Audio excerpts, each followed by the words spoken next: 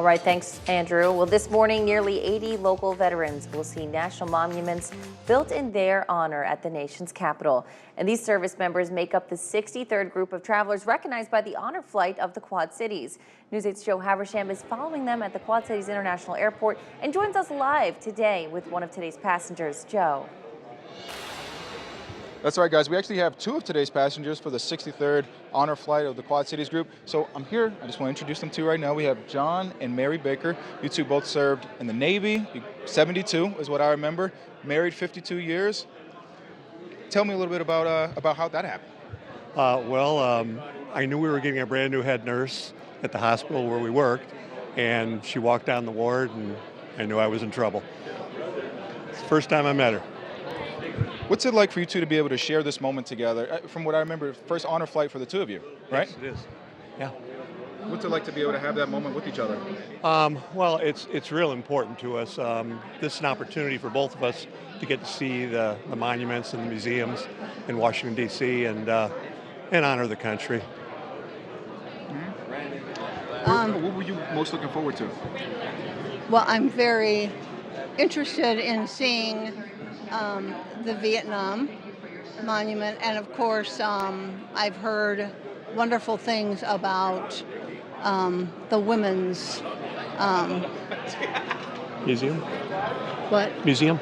Museum. Yeah. Thank you. He always fills in my words. And before we got started, we were kind of talking a little bit about the importance of being able to have an event like this. In your own words, what's it like to be able to see all these people coming together and be able to experience this, where you were saying before, not everybody does? No.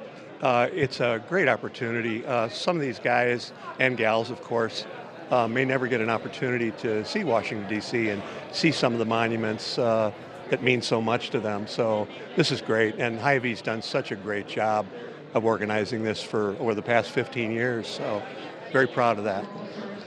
Mary, I know that you had a last thought. Anything you want to leave viewers with? Well, as John said, I can't say enough about how wonderful and supportive Hy-Vee has been. Last night we all gathered together. We had dinner. It was very, very special.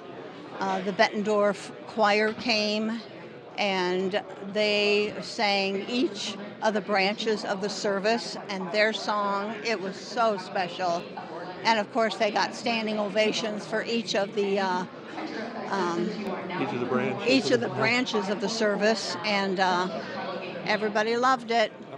Yeah. I would put a plug in for, there's a lot of women veterans, and I wish there were more, and I wish there were more that would participate in something like this. It's just absolutely excellent.